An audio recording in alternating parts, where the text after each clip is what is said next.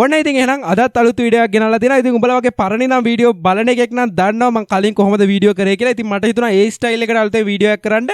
ඉතින් මේ කලින් මම වීඩියෝ කරේ මෙහෙම මම පැත්තකට වෙලා ට්‍රේඩින් view එක දාගෙන ඔහොම තමයි මම උඹලා ට්‍රේඩින් කියලා දුන්නේ. හරිද? ඉතින් ඒ විදිහටම වීඩියෝ එකක් කරන්න හිතුණා. ඉතින් අද මම කතා කරන්නන්නේ සුපිරිම ස්ට්‍රැටජි එකක් ගැන. හරිද? මේක ස්ට්‍රැටජි එකක් කිව්වට මේක පැටර්න් එකක්.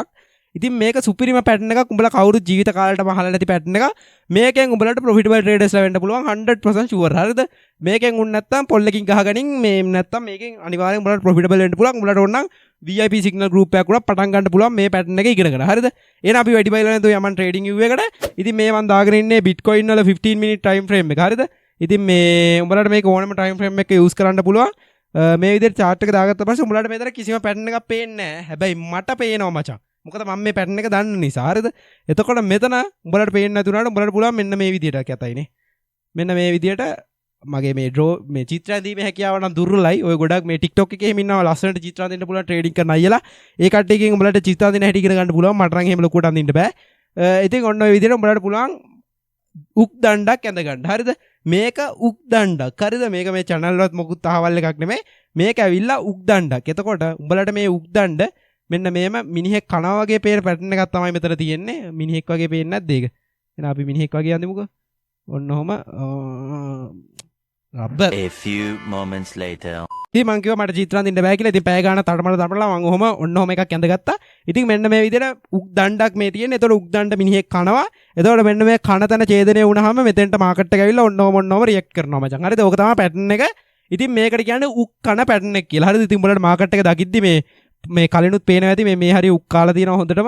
මේ එතෙන් එන්නේ වගේ මෙන්න මේ පැටර්න් එක තමයි උක් කන පැටර්න් එක. මේකෙන් අපිට අඳුර ගන්න පුළුවන් ෂෝට් එන්නේ කොහෙන්ද කියලා. මාකට් එක සෙල් වෙන තැන අඳුර ගන්න පුළුවන්. ඔන්න ඔය විදිහට කන තැන ඡේදනය වුණාම එතනින් යාට මාකට් එක අම්මට සිරි වෙන්න ඩවුන් වෙනවා. හරිද? ඉතින් උඹලා දැන් දැක්කා වගේ ඔන්න ඔහම තමයි මාකට් එක පැටර්න්ස් වැඩ කරන්නේ. හරිද? ඒ කියන්නේ මට නෙමේ මේ ලෝකේ ඉන්න ඕන එකෙක්ට ඕනේ චිත්‍රයක් ඕක ඇස්සේ ඇඳලා පැටර්න් එකක් කියලා ඒක විදිහට මාකට් එක රියැක්ට් කරනවා කියලා කියන්න පුළුවන්.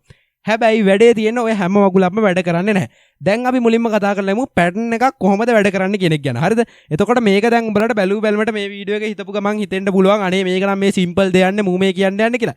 හැබැයි මම හොඳට බලලා තියෙනවා ලංකාවේ ට්‍රේඩින් සීන් එකේ උන්නු ගත්තාම මුන් හැම මගුලම try කරනවා. අර ඉන්ඩිකේටර් එකයි අර පැටර්න් එකයි අර ස්ටයිල් එකයි මේකයි අර ස්ට්‍රැටජි එක ඔක්කොම ෆලෝ කරනවා. හරිද? ෆලෝ කරාට මුන් දන්නේ ඇයි ඒක ෆලෝ කරන්න කියලා. දැන් පැටර්න් එකක් ගත්තාම තොපේ පැටර්න් දිගට හරහාට අඳිනවා චිත්‍ර වගේ අඳිනවා. හරිද? මේක මේ ට්‍රේඩින් view එක චිත්‍රපටයක් වගේ. හරිද? අන්දට තොපි දන්නේ නැහැ පැටර්න් එකකින් කොහොමද අපි ප්‍රොෆිට් කරන්නේ. පැටර්න් එකක් කොහොමද අඳුරගන්නේ. පැටර්න් එකකින් කොහොමද අපිට කෙලවෙන්නේ. මේ මොකුත් දන්නේ නැහැ. ඔහේ අර මොකෙක් හරි TikTok එකේ දාපු එකක් හරි මොකක්ද දැකලා කරනවා. අන්න ඒ නිසා මට හිතුණා උඹලට මේ වගේ ෆන්ඩමෙන්ටල්ස් පොඩ්ඩක් උඹලට කියලා දෙන්න. ඇයි මේක වෙන්නේ සහ ඇයි මේකෙන් අපිට කෙලවෙන්නේ කියන එක උඹලට තේරුම් ගන්න. මොකද දැන් ගොඩක් උන් ස්ට්‍රැටජිස් මාරු කරනවා කොට මාරු කරනවා වගේ. හරිද? ඒ ස්ට්‍රැටජි මාරු කරන්නේ මේක වැඩ කරන්නේ නැහැ මේක හරියන්නේ නැහැ කියලා ඔන්න තව එකකට. ඒ සමහරක් වෙලාවට ඒ ස්ට්‍රැටජි එක වැඩ කරන්නේ නැහැ නෙවෙයි තොපි කරන විදිහට ඒක වැඩ කරන්නේ. හරිද? ඉතින් සරලවම පැටර්න් එකක් කියන්නේ මේ ලෝකේ ඉන්න ට්‍රේඩර්ස්ලාගේ බිහේවියර් එක. හරිද? ඒ කියන්නේ දැන් උඹලා හිතපන්කො මොකක් හරි උඹලා පැටර්න් එකක් දාගෙන 4 hour time frame එකේ head and shoulder පැටර්න් එකක් හරි double top එකක් හරි මොකක් හරි දකින්න. එතකොට උඹලා ඕක දැකලා බෑ මේ ලෝකේ ඉන්න බහුතරය ට්‍රේඩර්ස්ලා ඕක දැකලා ඕකට අනුව රියැක්ට් කරන්න ඕනේ. හරිද? එහෙම වුණොත් තමයි ඒ පැටර්න් එකක් වැඩ කරන්නේ. ඉතින් ඕනම පැටර්න් එකක් ඒකට හරියන්න supply and demand set වුණොත් විතරයි ඒ පැටර්න් එක වැඩ කරන්න පටන් ගන්න. එහෙම නැත්නම් ඒක නිකම්ම අර තරුරටා වගේ නිකම්ම පැටර්න් එකක් විතරයි. හරිද? ඉතින් ඒක නිසා දැන් කොහෙන් ගියත් ultimately මොකද්ද වෙන්න ඕනේ? පැටර්න් එක fulfill වෙන්න නම් පැටර්න් එකට විදිහට මාකට් එක රියැක්ට් කරන්න නම් ඒ පැටර්න් එකේ තියෙන levels වලට supply and demand කියන එක set වෙන්න ඕනේ. හරිද? එහෙම set වුනේ නැත්නම් ওই pattern එකෙන් කිසි මෙලෝ වැඩක් නැහැ. පළවෙනිම දේ තමයි උඹලට දැන් තේරෙනවා pattern එකක් වැඩ කරන්න නම් අනිවාර්යයෙන්ම traders ලා ගොඩක් මේ pattern එක follow කරන්න ඕනේ. දැන් උදාහරණයක් විදිහට මම මේ වගේ උක්කන patterns උයි අරකයි මේකයි වගේ pattern එකක් follow කරාට වැඩක් තියනවාද මේ ලෝකේ කිසිම එකෙක් ඕක දන්නේ නැහැනේ මම ඇරෙන්න. ඒතර මං ඕක ගහගෙන ඕක දිහා බලාගෙන හවල්ලයක් කරන්න තමයි වෙන්නේ chart එක දිහා බලන්න. හරිද? ඉතින් කවදාවත් ජීවිතේට ඔය වගේ pattern එකකට market එක react කරයි කියලා හිතන්න බෑ. මොකද ඒක ගොඩක් traders ලා follow කරන්නේ නැති නිසා. ඉතින් ඒ වගේම තමයි ඔය අනවශ්‍ය පැටර්න් ගොඩාක් තියෙනවා මේ ලෝකේ. හරිද? මම TikTok එකේ ගියාම ඕන තරම් දකිනවා ඌ ගගා ඉරි කෑලි ගහලා මාකට් එකකට රියැක්ට් කරනවා වගේ පෙන්නනවා. හැබැයි ඉතින් ඇත්තටම රියල් ලයිෆ් ඕවට මාකට් රියැක්ට් කරන්නේ නැහැ. ඉතින් මේක ඇතුලේ වැඩ කරන පැටර්න්ස් කීපයක් තියෙනවා. ඔය බ්‍රේක් අවුට් ඊළඟට support simple support and resistance levels ඕව වැඩ කරනවා. ඒ අරුණාම අර ඉන්න පැටන් බර ගාඩක් තියෙන ඔය හැම පැටර්න් එකක්ම නම් වැඩ කරන්නේ නැහැ හරිද ඉතින් ඔය ඩබල් টොප් ඩබල් බොටම් වගේ පැටර්න් සමහර වෙලාවට වැඩ කරන වෙලාවල් තියෙනවා ඉතින් ඒක සාපේක්ෂයි දැන් මම කියලා ඉන්නම් ඇයි පැටර්න් වැඩ කරන්නේ නැති හේතුව කියලා හරිද ඒකට ප්‍රධානම හේතුව තමයි මම උඹලට මුලින්ම කියපු එක පැටර්න් එකක් වැඩ කරන්න ඒකට අනුව මේ ලෝකේ ඉන්න ට්‍රේඩර්ස්ලා බහුතරයක් රියැක්ට් කරන්න ඕනේ. එහෙම රියැක්ට් කරොත් තමයි පැටර්න් එක වැඩ කරන්නේ. එතකොට මේ ලෝකේ ට්‍රේඩර්ස්ලා බහුතරයක් ගත්තාම උඹලා හිතන් හිටියට රීටේල් ට්‍රේඩර්ස්ලා කියලා රීටේල් ට්‍රේඩර්ස්ලා තමයි ගොඩක් ඉන්නේ.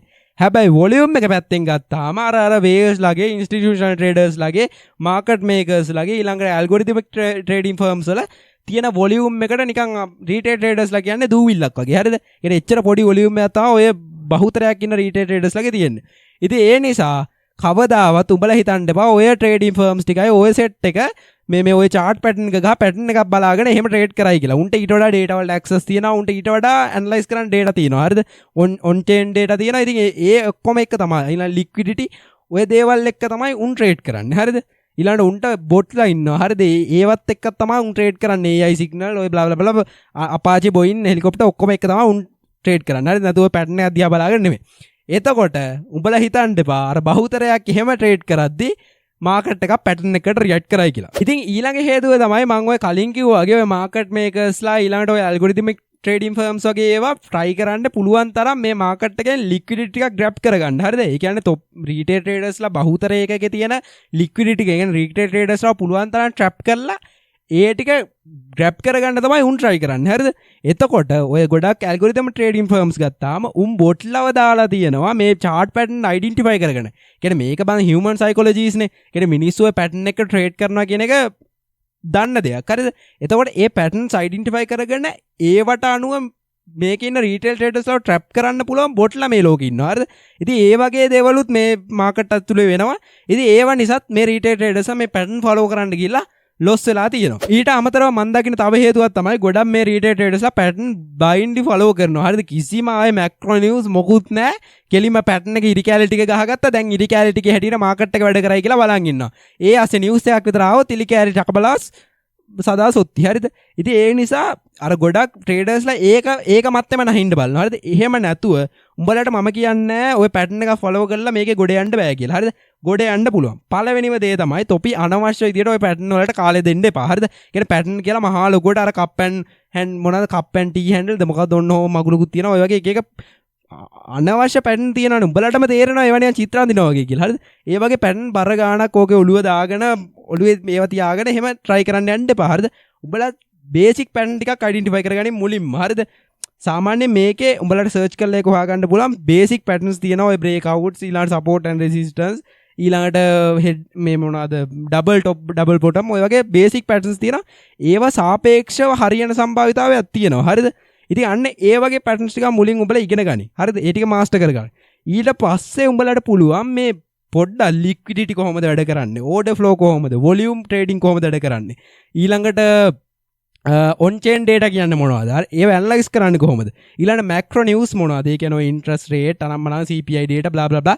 ඕවා කොහොමද මාකට් එකට බලපාන්නේ? ඕවත් එක්ක ට්‍රේඩ් කරන්න. උඹලගේ පැටර්න් එකත් එක්ක ඔය දේවල් ටික ගලප ගන්න පුළුවන් නම් ලොවෙත් උඹලට ප්‍රොෆිට් කරන්න පුළුවන්. හරිද? ඒ අර පැටර්න් එක මැත්තේ නම් නැහින්න එපා. දැන් මම ඔකට පොඩි උදාහරණයක් කියන්නම්. දැන් වොලියුම් කියන දේ ගත්තොත් එහෙම. හරිද? දැන් තොපේ පැටර්න් එක මම මේව කලින් කරලා තියෙනවා. මොකද මාත් පැටර්න් ගැන වීඩියෝ කරලා තියෙනවා. ඉතින් ඒ වීඩියෝස් වලදී මම කියලා තියෙනවා පැටර්න් එක අවධි හතරක් තියෙනවා. හරිද? පළවෙනි එක accumulation එක, ඊට පස්සේ mark up එක, distribution එක, mark down එක. හරිද? එතකොට තොපිට තේරුම් ගන්න පුළුවන් වන්න ඕනේ පැටර්න් එක mark up අවධිය මොකද්ද? ඊළඟ distribution එක මොකද්ද? mark down එක මොකද්ද කියලා මේ volume එකත් එක්ක. volume එක කොහෙද decline වෙන්නේ? volume එකත් එක්ක උඹලට ඒක තීරණය කරන්න පුළුවන්. හරිද? ඉතින් ඒ නිසා අනිවාර්යෙන් පැටර්න් එකක formation එක උනත් identify කරගන්න තොපිට මේ වොලියුම් ට්‍රේඩින් ඒ වගේ දේවල් ඕනේ වෙනවා. ඒ නිසා ඒව ඉගෙන ගන්න තියාගත්තා කියලා තොපිට වැඩි වෙන්නේ නැහැ. හරිද? ඉතින් ඒ නිසා ඒ දේවල් ගැනත් අයිඩියා එකක් ගනි. ඉතින් මම ඉස්සරහට හිතන් ඉන්නවා වීඩියෝ එක සීරීස් එකක් කරා ඉදන්නේ මට එච්චර කරන්න වෙලාවක් නැහැ. බලමු ඉස්සරහට මම වීඩියෝ එකක් කරන්න හිතනවා. මම මේ එකින් එක කියලා දෙන දේවල් තියෙනවා. ඔය ඔක්කොම එකතු කරලා එක ප්‍රැක්ටිකල් එක්සැම්පල් එකක් එක වීඩියෝ එකක් කරන්න බලමු. ඒක ඉස්සරහට කරමු. ඉතින් ඒ නිසා ඒ දේවලුත් ඉගෙන ගන්න බලපන්. හරිද? ඉතින් ඔය විදිහට තමයි උඹලට පැටර්න් එක ට්‍රේඩින් කරන්න පුළුවන්. ඒ අර පැටර්න් එකක් මැත්තේ නැහින එක නම් බොරු වැඩක්. හරිද? ඒකට කාලය යොදවන්න එපා. ඒක යූස්ලස් දෙයක්. එහෙනම් අපි ළඟදීම ඊළඟ වීඩියෝ එකේ හම්බෙමු.